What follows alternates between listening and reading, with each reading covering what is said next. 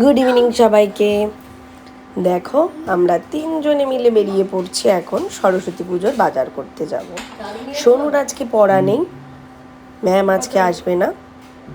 আর সোনুর হাতে খড়ি দেওয়ার পর থেকে আমরা ফ্ল্যাটে ওঠার পর এই প্রথমবার আমাদের বাড়িতে সরস্বতী পুজো হবে।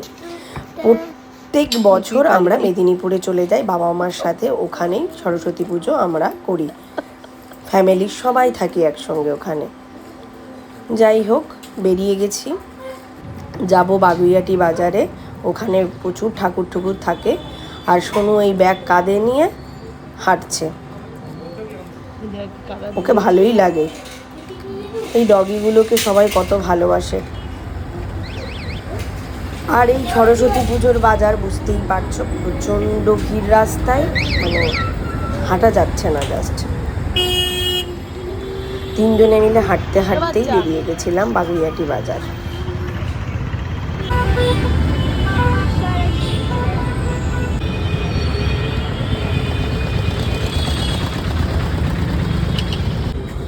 পুজোর দিনগুলোতে ফুলের দোকানে যা দাম, ছোঁয়াই যাবে না।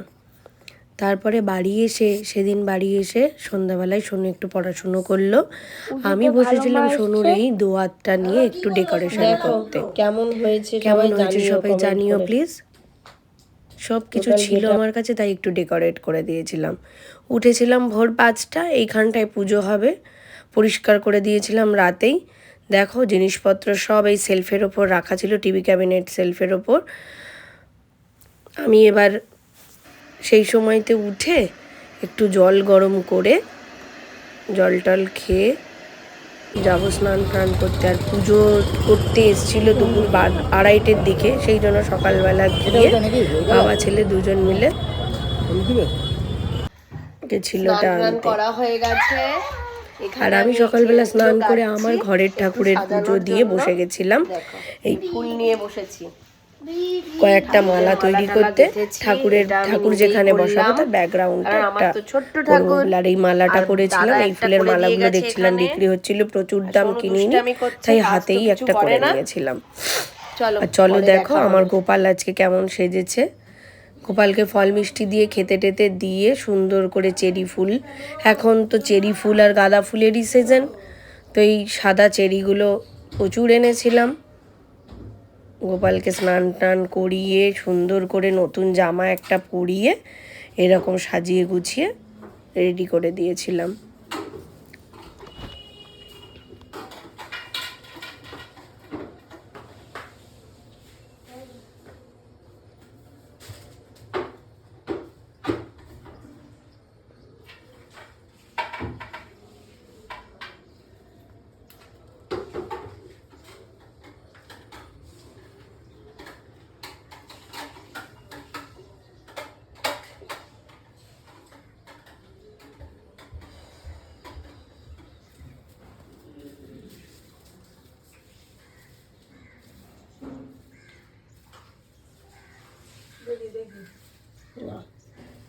আমার গোপালের মুখের দিকে তাকালে তো কেউ চোখ সরাতে পারবে না, তাকিয়েই থাকতে ইচ্ছা করবে। গোপালের মুখটা এতই সুন্দর।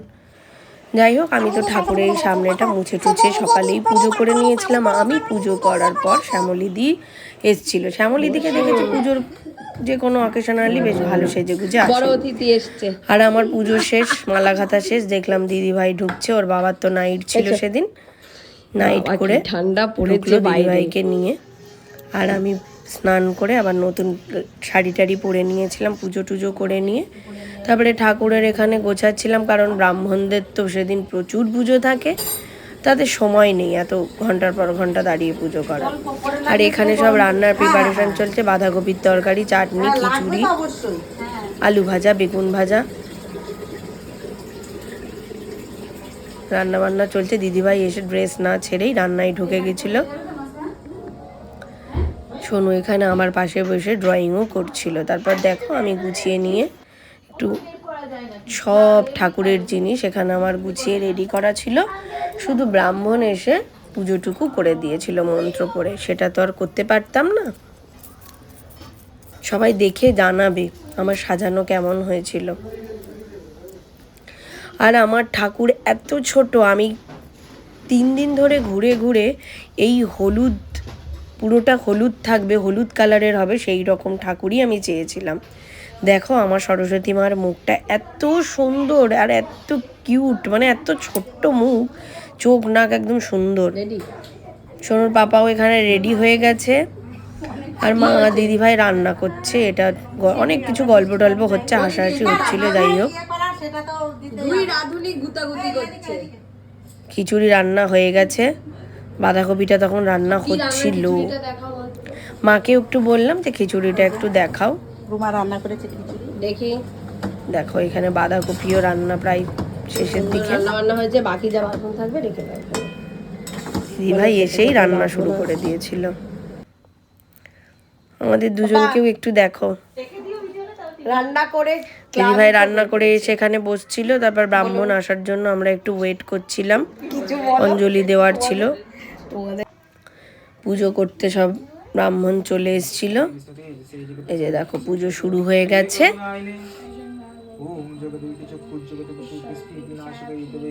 সব রেডি করাই ছিল, কাজে ব্রাহ্মণের কোনো অসুবিধা হয়নি।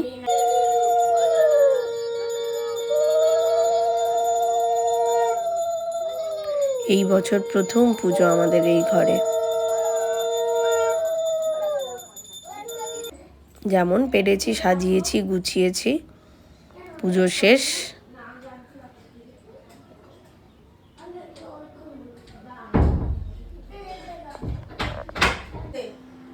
খুব ভালো পুজো করে দিয়েছে, কিন্তু একটু বেলা হয়ে গেছিল। বেলা মানে ভালোই বেলা হয়ে গেছিল। বিকেলবেলা দেখো চা বসিয়ে আমি একটু বসেছিলাম সোফাতে। সোনু এই ভিডিওটা তখন করছিল, বলছে মা আমি একটু তোমার ব্লগ করে দিই। চাটা খেয়ে, রাতে তো রান্না কিছু ছিল না, তাই সবাই মিলে একটু গল্প করছিলাম। পরের দিন সকালবেলা, যেদিন দধিকর্মা ছিল, দেখো আমি আমার ঘরের ঠাকুরের পুজো দিয়ে নিয়ে এখানে দধিকর্মার সব জিনিসপত্র রেডি করে দিচ্ছিলাম। ব্রাহ্মণের এতই তাড়া থাকে যে তার এসে এত কিছু গুছিয়ে পুজো করার সময় তাদের থাকে না, তাই আমি সব কিছু রেডি করে দিয়েছিলাম। ফল মিষ্টি, দধিকর্মা, দই খই সব কিছু রেডি করে, প্রদীপ টদীপ রেডি করে সব দিয়েছিলাম।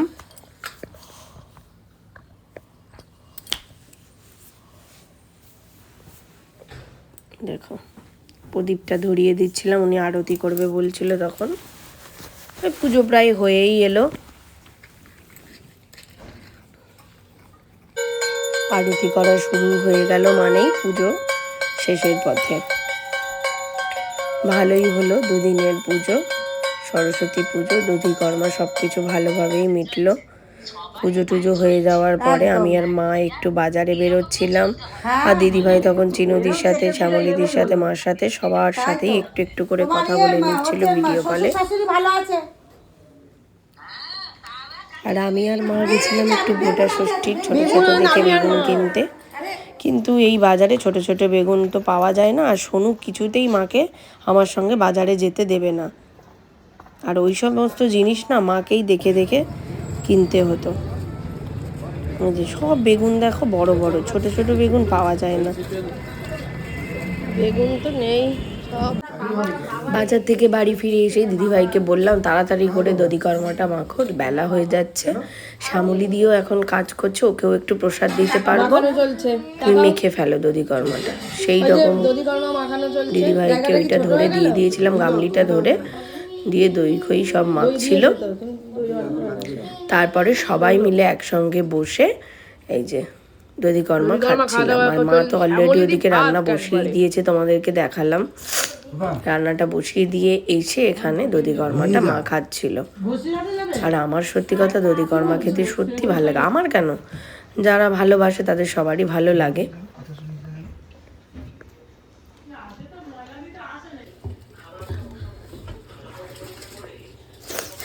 এটাই হচ্ছে সরস্বতী পুজোর একটা মেন জিনিস, গোটা ষষ্ঠী মানে শীতল ষষ্ঠী। গোটা গোটা সব ডালের মধ্যে দিয়ে ডালটাকে রান্না করতে হয়, সেই জন্য মা এখানে সব রেডি করে নিয়েছিল। গোটা আলু, গোটা ছিম, গোটা মটরশুঁটি, গোটা বেগুন, গোটা পালং শাক, পালং শাকটা দিতেই হবে সরস্বতী পুজোর গোটা ষষ্ঠীর ডালে। আর এই সমস্ত বাজার করতে পুজো করে দিয়ে যাওয়ার পরে আমি আর মা বেরিয়েছিলাম।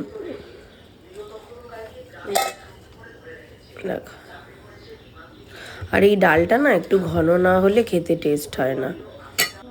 আর সোনুর তো মজা, পড়াশুনো নেই, পড়তে বসার কথা বললে বলছে ঠাকুরের কাছে বই। যাই হোক, মা আজকে রান্না করেছিল পায়েস, আলুর দম, বেগুন ভাজা, অনেক কিছু। আর পুজো হয়ে গেল দুদিনই। পুজো হয়ে যাওয়ার পরে যা যা বাসন ছিল আমি মেজে নিচ্ছিলাম, কারণ দুপুরবেলা খাওয়া দাওয়ার পরে না এগুলো কাজ করতে আর ভালো লাগে না। সেই দিদিভাই ওখানে বসে গল্প করছিল আর আমি বাসনগুলো সব মাজছিলাম। বাচ্চা ছেলে, একটা মাঠের দরকার ছিল আর কি, গ্রাউন্ড নেই আমাদের, ঘরের মধ্যেই চলছে খেলাধুলা। যাক, দুপুরবেলা রান্না হয়ে যাওয়ার পরে মা এখানে কি কি রান্না করেছে সব সাজাচ্ছে, আর আমরা বসে বসে একটু দেখছিলাম। মা আনছিল। আর আমার সরস্বতী মাকে দেখো, এত মিষ্টি মুখ, তো চোখ সরানো যাচ্ছে না, এত সুন্দর। আর গোপালও আজকে ওই একই জামা পরেছিল। যতক্ষণ এত ফুল থাকবে এরকম করেই সাজাবো গোপালকে। আর এখানে দেখো ঠাকুরের বাসন মেজে টেজে শুকিয়ে রেখে দিয়েছি, আবার তুলে রাখবো। দেখো কি কি রান্না হচ্ছে, ভাত, এই যে গোটা ষষ্ঠীর ডাল, আলু ভাজা, ধোয়া উঠছে এখনো, এই যে আলুর দম, কুলের চাটনি, বাঁধাকপির তরকারি। তারপরে মার নিয়ম আছে, পাখার বাতাস করতে হয়, হাত পাখার বাতাস, দই টই দিয়ে কি সব পুজো টুজো করতে হয়। মা সেইটাই করে নিচ্ছিল এখানে। আর সত্যি এই গোটা ষষ্ঠীর ডালটা বছরে একবারই প্রচণ্ড টেস্টি লাগে, পরে করলে যেন সেই মানে এই দিনটার মতন স্বাদ আর যেন হয় না। তারপরে এটা করার পরে সবাই মিলে একটু প্রণাম প্রণাম করলাম।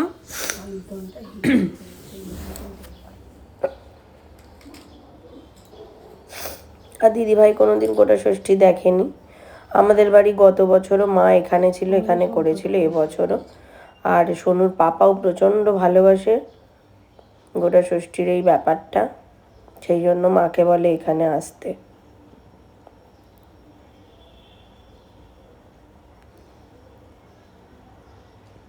আর আমার সোনু তো কি কারণে রাগ হয়ে গেছিল, দিয়ে ওখানে ঢুকে পড়েছে, বলছে আমাকে কেউ না নি। ও সোনু অ্যাকচুয়ালি ছাদে যাবে বলে ছাদে বসে খাবে, সেই জন্য রাগ হয়ে গেছিল, ওখানে গিয়ে বসেছিল। তারপরে অনেকক্ষণ থেকে বলার পরে এখানে এসে বসে আমাদের সঙ্গে খেতে বসেছিল। এই দেখো সব নিয়ে নিয়েছি থালায়, বেগুন ভাজা, আলু ভাজা, গোটা ষষ্ঠীর ডাল, বাঁধাকপি আমি খাইনি। তারপরে সন্ধ্যাবেলায় সোনুকে পড়াতে এসেছিল যখন ম্যাম, তখন আমি, মা, দিদিভাই তিনজন মিলে একটু গেছিলাম এই আমাদের এই বাজারে। আর এই আমার লোক, উনি একটু দিদিভাইকে এগিয়ে দিয়ে আসবে, আমি আর মা হেঁটে হেঁটেই বাজারে পৌঁছে যাব, কারণ দিদিভাই তো ঠিকঠাক হাঁটতে পারে না, একটু কষ্ট হয়। আর আমি আর মা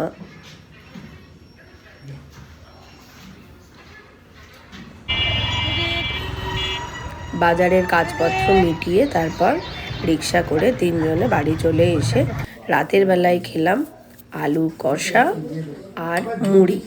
কেউ রুটি খাবে না, আর এই ডালও একটু খেয়েছিলাম।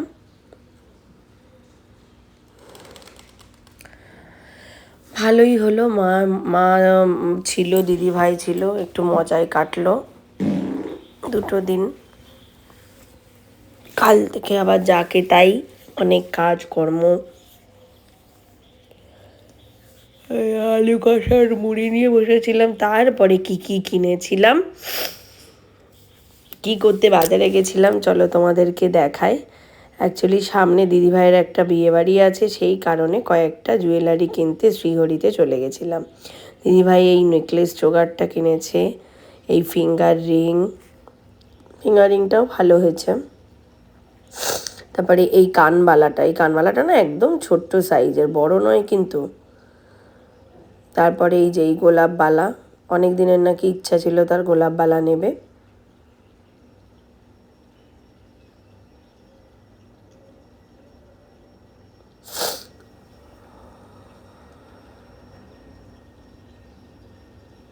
শ্রীহরির কালেকশান এখন খুব সুন্দর। এই একটা লকেট, গিনি লকেট,